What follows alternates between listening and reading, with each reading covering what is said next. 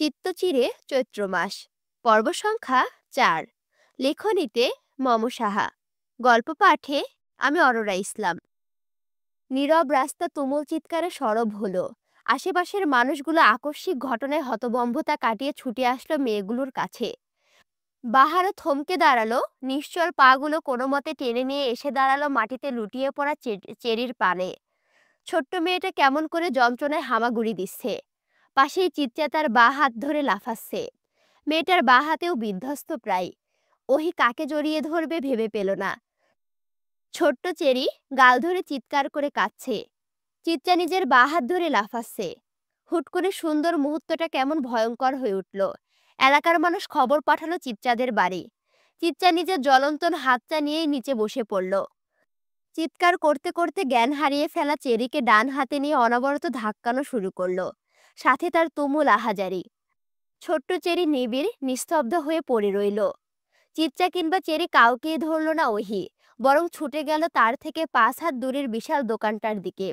তার ছুটে যাওয়ায় যেন এক মুহূর্তে আরেক অপ্রত্যাশিত কাজ। বাহার চেরিকে কোলে তুলে নিয়ে আর চিৎচার বাঁ হাত ধরে টেনে তুলল। লোকটা বোধহয় এই প্রথম এতটা হতভম্ব হয়েছে। মুখ দিয়ে কথাও বের হচ্ছে না। কোনো মতে চিৎচাকে ধমকে বলল, উঠো তো, এখানে বসে থাকলে কোনো সমাধান হবে না। উঠো দ্রুত, তুমি না অনেক সাহসী, ওঠো, চেরির অবস্থা কিন্তু খারাপ। চিৎচা বাঁ হাতটা কেমন যেন অবশ হয়ে গিয়েছে ততক্ষণে, তবুও মস্তিষ্ক তার সচল। চেরির কথা সে সচল মস্তিষ্কের নিউরনে ঝড় তুলল। চিৎচাও উঠে দাঁড়ালো, ক্রন্দনরত মুখখানা নিয়ে অসহায়ের মতো প্রশ্ন করলো বাহারকে, আমার চেরি ঠিক হয়ে যাবে তো বাহার ভাই? বাহার কেবল কন্দনরত মেয়েটার মুখের দিকে তাকালো। চিত্রাদের বাড়িতে এসেছে পুরো 12 মাস সম্পূর্ণ হলো, কিন্তু এভাবে মেয়েটাকে বোধহয় দেখা হয়নি। কখনো তাকানোর প্রয়োজন বোধ করেনি সে।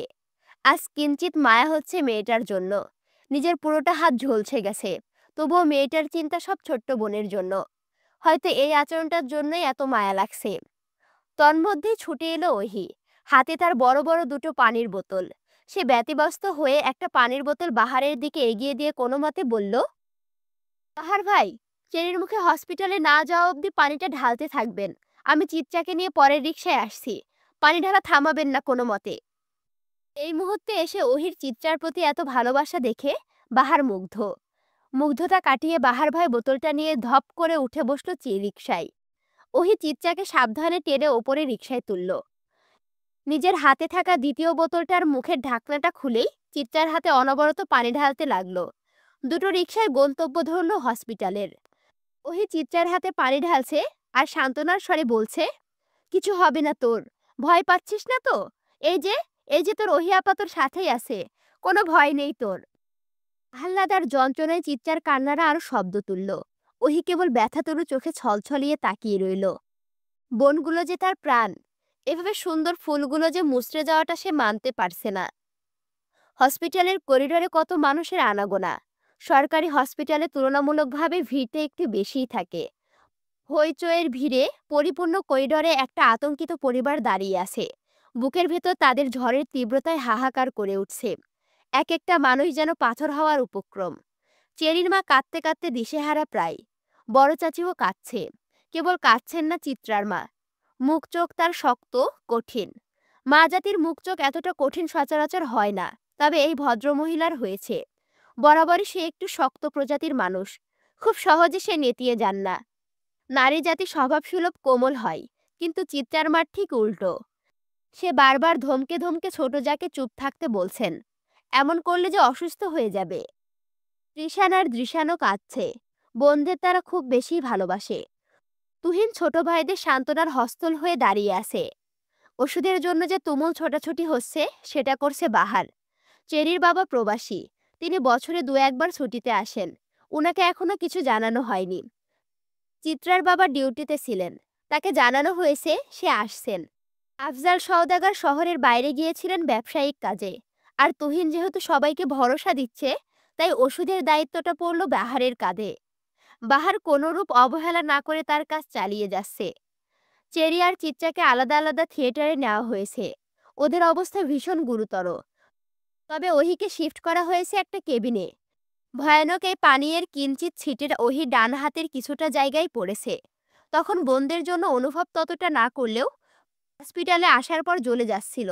অতঃপর তারও চিকিৎসা শুরু হলো। প্রায় ঘন্টাখানেক পেরুতেই ছুটে এলো নুরুল সওদাগর। চোখে মুখে লেপ্টে থাকা উৎকণ্ঠা, শরীরে জড়ানো আইনের পোশাক। এসে প্রথম দফায় প্রশ্ন ছুড়ল, চেরি ওহি কেমন আছে? ঠিক আছে ওরা?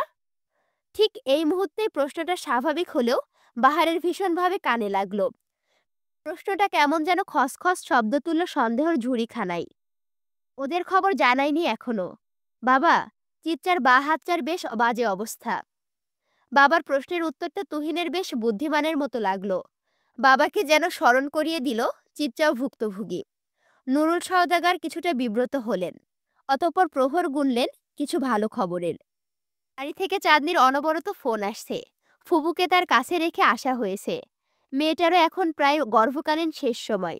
এতটা চাপ হয়তো সে শরীরে নিতে পারবে না। অবশেষে টানটান উত্তেজনা এবং অপেক্ষার অবসান ঘটিয়ে বেরিয়ে এলো ডাক্তার। সব হুড়মুড় করে উঠে দাঁড়ালো। ডাক্তারের সম্মুখে এসে দাঁড়ালো। তবে প্রশ্ন করার সাহস হলো না কারো। মনের মাঝে ভয়গুলো আকাশ ছুঁয়েছে। ধৈর্যের বাঁধ ভেঙে প্রশ্নটা প্রথম বাহারি করল, ওদের কি অবস্থা? কতটুকু ক্ষতি হয়েছে? হাতের গ্লাভস খুলতে খুলতে বয়স্ক ডাক্তার ভয়ে মুখিয়ে থাকা পরিবারটির দিকে দৃষ্টি দিলেন। খুব স্বাভাবিক কণ্ঠে বললেন, আমরা প্রাথমিক পর্যায়ে চিকিৎসা দিয়ে ফেলেছি। কেমিক্যালটা পড়ার পর আপনারা পানি দেওয়াতে অনেকটাই রক্ষা হয়েছে। অ্যাসিড পড়ার পর একমাত্র পানি দিলেই এটার প্রকোপ অনেকটা কমে যায়। তবে ছোট্ট বাচ্চাটার শ্বাসনালী আর ডান গলার অবস্থা ভালো না। শ্বাস নিতে কষ্ট হচ্ছে ওর। লাইফ সাপোর্টে রাখা আছে। আর যে মেয়েটার বাহাত পুড়েছে, ওর এতক্ষণ জ্ঞান না থাকলেও এখন জ্ঞান ফিরেছে। ওর হাতের অবস্থাও ভালো না। আপনাদের সাথে দেখা করতে চাইছে। অবস্থা বলা যায় তত সুবিধার না। আর যার ছিটকেসে অল্প লেগেছে তাকে পুরো চিকিৎসাই দেওয়া হয়েছে। সে এখন ঘুমের ইঞ্জেকশনের কারণে ঘুমিয়ে আছে। চেরির মা হাউমাউ করে কান্না বাড়ল। প্রতিটি প্রাণ যেন এমন একটা খবরে আহত হলো। চেরি আর চিত্রাই এই বাড়ির প্রাণ। তাদের অস্বাভাবিক এমন ঘটনায় সবারই প্রাণ ঝরে যাওয়ার উপক্রম। নুরুল সওদাগর ততক্ষণে তার পুলিশ টিমকে খবর জানিয়ে দিয়েছে, এমন একটা ঘটনা যেই করেছে তাকে বাঁচতে দেওয়া হবে না। চেরির মা কাঁদতে কাঁদতে যখন ক্লান্ত প্রায়, মুনিয়া বেগম ছুটে গেলেন নিজের মেয়ের কাছে। ডাক্তার তো বলেছে মেয়েটার জ্ঞান ফিরেছে, কথা বলতে চাই। মেয়েটাকে অবশ্যই সাহস দিতে হবে। মুনিয়া বেগমের পিছে পিছে তুহিন, দিশান, তৃষান সবাই গেল। এমনকি এতক্ষণে কাঁদতে কাঁদতে ক্লান্ত হওয়া চেরির মা অবনী বেগমও গেলেন নিজের বড় জায়ের হাত ধরে। সওদাগর বাড়িটা এমনই। এখানে আমি তুমি বলে কিছু নেই। এখানে সবাই মিলে আমরা। নারী মহলে কথা কাটাকাটি, কিঞ্চিত রেষারেষি থাকলেও বাড়ির বাচ্চাদের প্রতি সবারই সহনশীল, নমনীয়। একরকমের ভালোবাসা প্রতিটি সন্তানের জন্য। চিত্রা অনবরত শ্বাস নেওয়ার ভঙ্গি বলে দিচ্ছে মেয়েটা কতটা অসহনীয় ব্যথায় কাতরাচ্ছে। মুনিয়া বেগম এসেই মেয়ের ডান হাত চেপে ধরলেন। এতক্ষণে শক্ত, দৃঢ় মানবীয় মেয়ের অসহায়ত্ব দেখে ঝরঝর করে কেঁদে দিলেন। মুঠোয় রাখা মেয়ের হাতটা পরম স্নেহে কতক্ষণ আদর করে দিল। খুব যত্নে চুমু এঁকে দিল। চিত্রা কোনো রকমে উচ্চারণ করল, আমার চেরি কেমন আছে আম্মু? অবনী বেগম এগিয়ে এলেন। এতক্ষণে তার মুখে যে ভয়াবহ কান্নাটা ছিল এখন সেটা গিলে ফেলেছেন।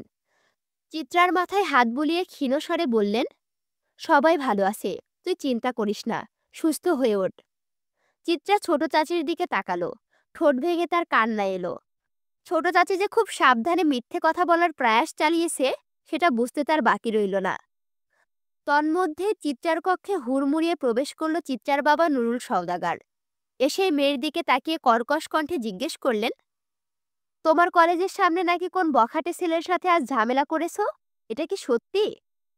এমন ভয়াবহ সময়ে এই প্রশ্নটা নেহাতি বেমানান মনে হলো। চিত্রা কেবল ফ্যাল করে তার বাবার দিকে তাকিয়ে রইল। এই মুহূর্তে বোধহয় সে বাবার স্নেহ ছাড়া কিছুই প্রত্যাশা করেনি।